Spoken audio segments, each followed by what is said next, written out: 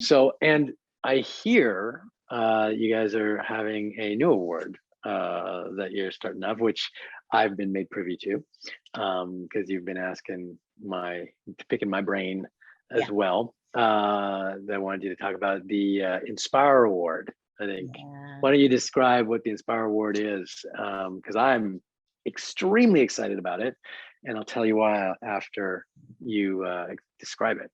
Okay. So the Inspire Award is an award that honors artists, um, literary, visual, performing arts, whatever it might be, um, who through their work and through their body of work have inspired or championed space and satellite in some way. And Mhm. and we're so excited to be doing this because it's so new and different and it's so overdue. And I will say, I think it's Yeah. incredibly important because over the last 5 or 6 years, I've been to numerous conventions and lots of science conventions, as well as fan conventions, science fiction conventions. And I always make a point of asking the room full of scientists that I'm in, how many of you people are here at this event and in this industry because of Isaac Asimov, um, Ray Bradbury, um, Star Trek, Mhm. Star Wars, and invariably, uh, 80 to 90% of the audience lifts their hand up. And what I've gleaned over the years is that the vast majority of scientists, satellite scientists included, are doing what they're doing because they've been inspired by stories that they've heard. Like, that's phenomenal. Like there's a small amount, there's like a 10 or 20% of the scientists that just pure scientists. They just want to do science and that's it. But the vast majority of humanity that goes into science is following a dream Mhm. that has been painted by stories, Right. by the arts. And it makes me so proud because the stories that I'm telling as an actor telling science fiction stories and fantasy stories and things like that, that it is inspiring the next wave of scientists and the next I guess crop of new technologies and things like that that are going to happen coming out of in like science fiction inspired science. Mhm. So that's why I love this award. I think this award is awesome because I think the two go hand in hand. Yeah. We have been being told this for some time. I think, well, I know you met Chris Stott. Um, his wife, Nicole Stott, is an retired astronaut, and she created a foundation, Space for Art Foundation, is what it's called. That's what it's And called. yeah, and and that's her thing, right? She's like, no, we have to bring the arts into this idea of not just STEM, science, technology, engineering, math, but the arts have a place and a role. And so he's been championing this and articulating this, and and I've just been constantly wanting to know, how do we do it? What would make sense? And I will tell you very sincerely and honestly that when we met you last year, I said, you know what? It fits. Like, we have Cass here in this Hall of Fame thing, and there's this like synergy that's happening in the space. We can do this. You And know, so I've been racking my I brain to totally get it feel that. done. And I agree with you. I feel this is what I've found over the last 5 years going into these science conferences, which I love doing, by the way. I feel that scientists and artists are like siblings, Mhm. siblings pursuing truth. And one of us is pursuing truth through stories, and one of us is pursuing truth through science. But we're going to converge, like we do converge in because ultimately both of us are trying to better humanity through the exploration of truth Yeah. and the evolution of mankind. you guys are doing it through science and evolving science to better humanity, and we're doing it through kind of a spiritual kind of enlightenment, trying to take human beings and tell them stories and get them thinking and get them asking questions and making them make better choices and asking better questions. But whenever I meet scientists in these conventions, I find that they are passionate, hardworking, devoted, masochistic, like working for no money, working 7 days a week, crazy hours, and they're going after dreams that they may very well not ever achieve them because they're so challenging. Like they're working after things that are going to take 10, 20, 30, or maybe even a lifetime just to get to part of the dream. And that's artists. Like we're fighting passionately for something we know we may never get, but we believe in it so much. So I really feel we're siblings. We're kind of like kindred spirits. And so I love this Inspire Award because I really think it's a great fusion of those two walks of life. I want to repeat what you just said, which was getting people to ask the right questions. Mm-hmm. That's so important, you know. In the world that I operate in, which is the space and satellite industry, it's commercial, right? So there's a financial incentive of behind what we do. But thinking about what are the right questions, there's a way to make money, succeed in business, and still do the right thing. But to do it, you have to first know, well, what are the right things? Have we considered, have we asked these questions? And one of the things that I'm so proud of this year is that I started this series called Space for All. It's a podcast series where we ask the hard questions, right? Who's here? Who's not here? Who's invited? Who's not invited? Right. What's going to be the impact of this? And I'm really proud that we did that and that we launched that series, and we're getting ready to start series 2. Might possibly start somebody we know to kick it off. Maybe. I love those. I love those conversations. I do, because like that's something that interests me phenomenally. Again, coming into this world kind of brand new with very few preconceptions, I'm amazed at how advanced it is. I'm amazed at, like I saw at the satellite thing, I saw repair satellites, these little kind of like baby cube satellites that go and fix other satellites. I was just reading about porcupine satellites, these satellites that eject quills to protect themselves, because apparently now people are going to be spying on satellites with their other satellites, and they're going to go and have robot satellite wars out there where one satellite physically attacks another satellite. It's crazy. It's like, and I just want to say, guys, can we not repeat the sins of our fathers and mothers? Can we not? Can we turn a new page? And I want to be involved in those conversations. Like you said, who's at the table? That's right.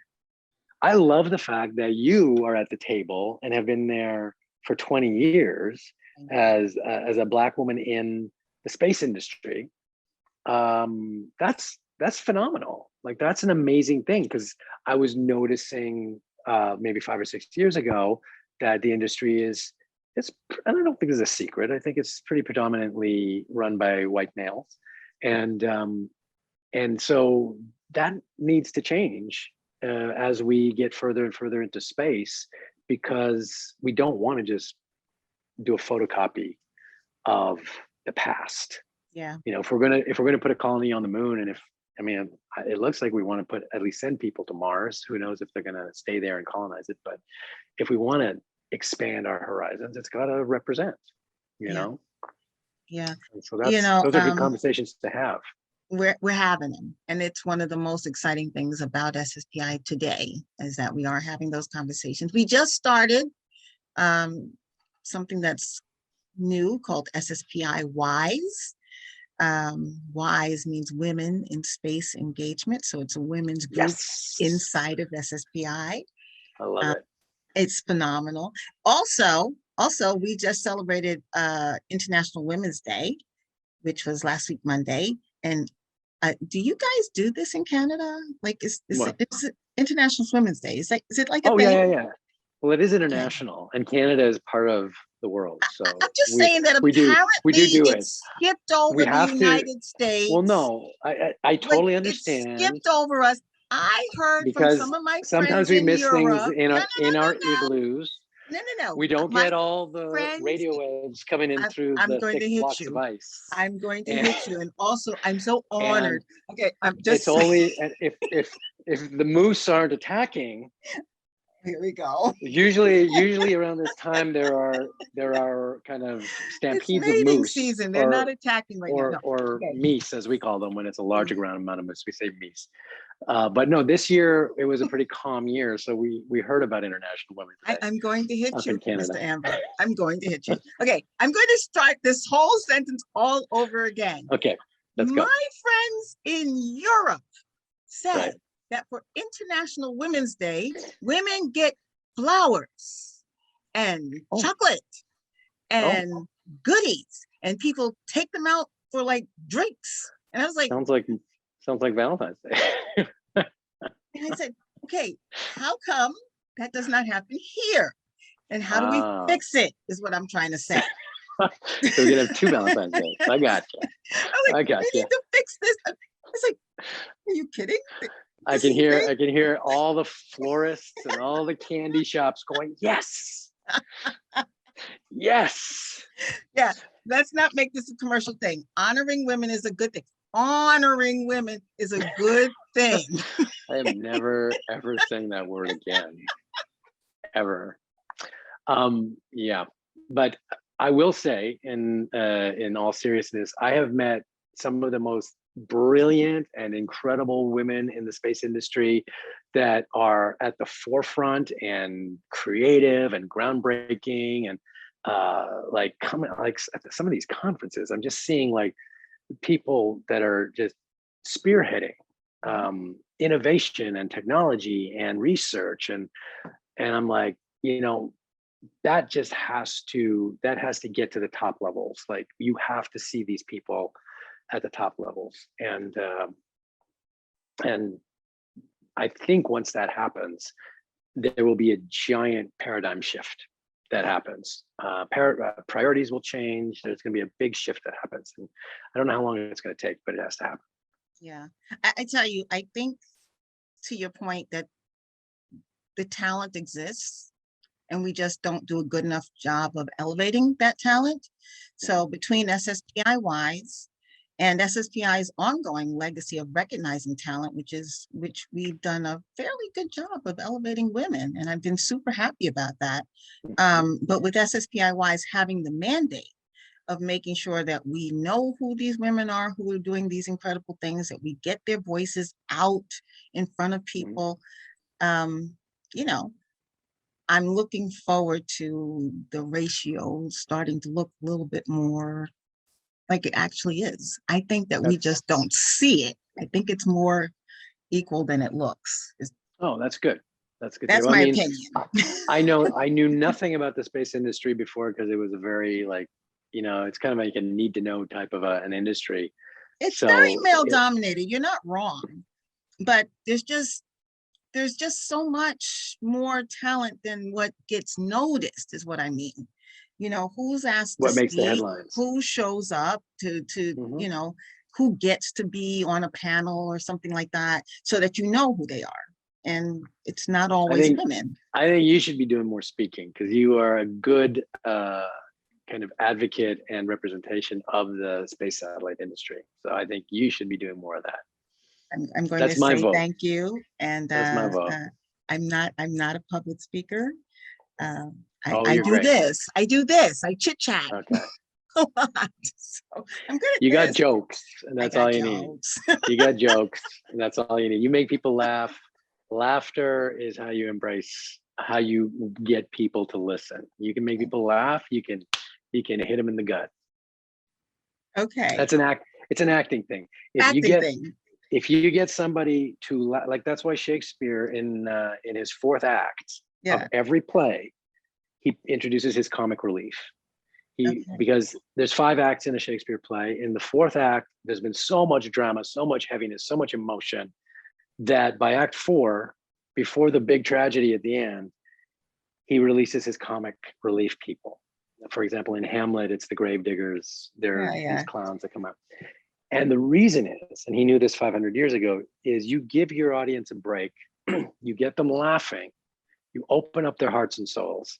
And then when you hit them in the gut with the drama that is to follow in act 5, they have no way of kind of protecting themselves from it. They're completely open and vulnerable to being reached and impacted by what you're going to deliver. And that goes for everything. That goes for everything. Business, speaking, everything. You get people laughing, the best speakers in the world. And you got jokes. You got jokes. So I'm just saying, yeah. Yeah. So yes, we have International Women's Day in Canada. Okay. So Okay. I can't say honored, and you're not going to live that down.